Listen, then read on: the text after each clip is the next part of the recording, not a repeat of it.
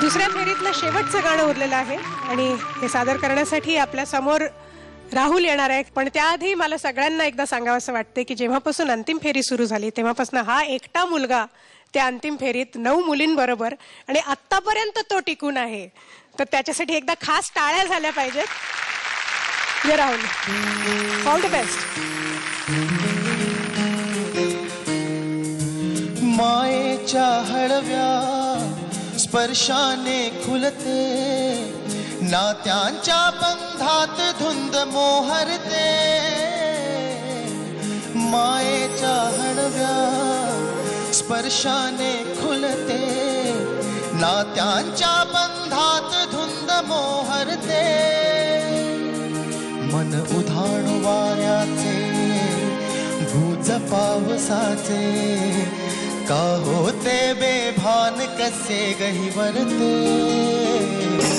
मन उधाण वाऱ्याचे, गुज पावसाचे, का होते बेभान कसे गहिवरते. मन उधाण वाऱ्याचे.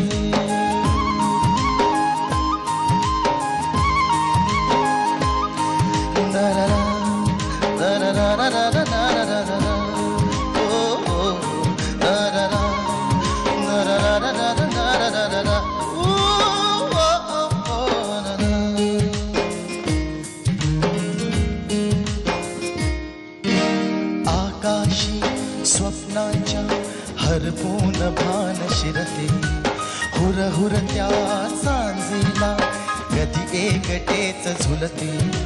सावरते बावरते घडते, अळखळते का पडते. कधी आशेच्या हिंदोळ्यावर मन हे वेडे झुलते. मन तरंग होऊन पाण्यावरती फिरते, आणि क्षणात फिरून या भाळाला भिडते.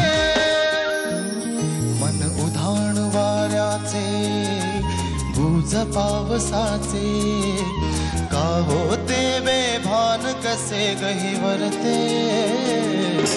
मन उधाण वाऱ्याचे, गुज पावसाचे, का होते बेभान कसे गहिवरते. मन उधाण वाऱ्याचे.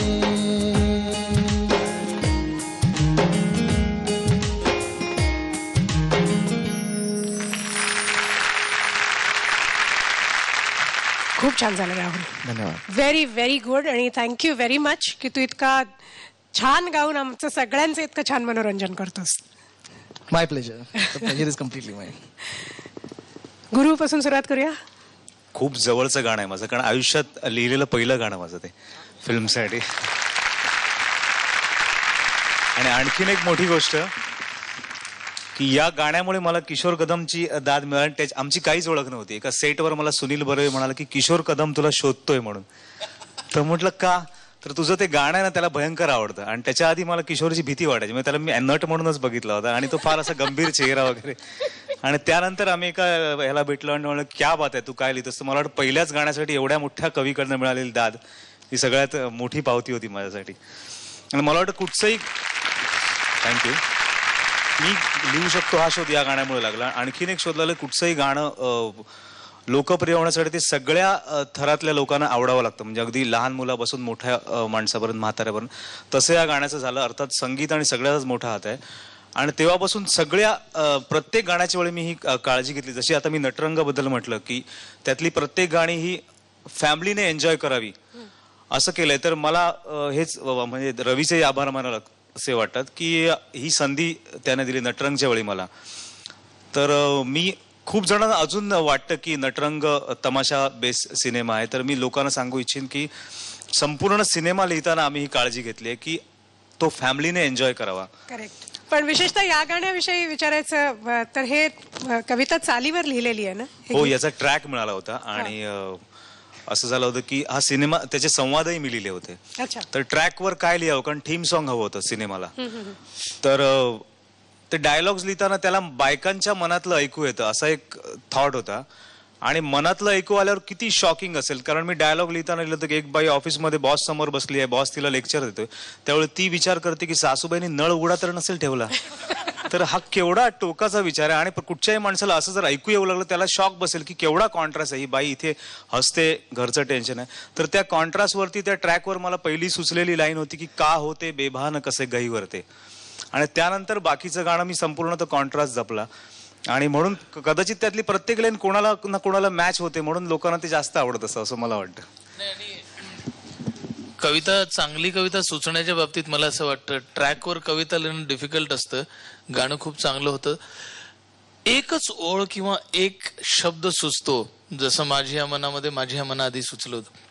आणि ते मासा पकडण्यासाठी जसं आपण काहीतरी भक्ष्य लावतो आणि पाण्यात टाकून बसतो, तशी ती ओळ गळाला लावून टाकून बसावं लागतं खूप वेळ, आणि मग कधीतरी ती कविता लागते. तसं होतं. आणि ती फ्रेज सुचणं हे खूप महत्वाचं असतं.